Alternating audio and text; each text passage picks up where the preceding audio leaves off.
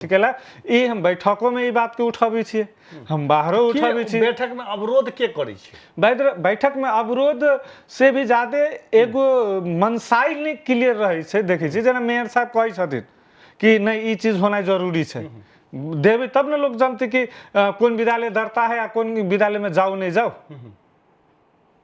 आइए तो डुप्लीकेटो कागज बना के बहुत स्कूल बैठल जी जी, और छानबीन हेतै तो अपने क्लियर भऽ जी। तो मान लो मेयर साहब तो अभियो शिक्षा शाखा के बार बार अथी करल छथिन। शिक्षा शाखा कहै छथिन कि हमर सबके काज छै, शिक्षा समिति के काज नहीं छै कि हम ही सब अनुगमन करबै। अच्छा, तो कहाँ अनुगमन करके एको गो विद्यालय के अहाँ अभी तक कुछ कर सकलिए?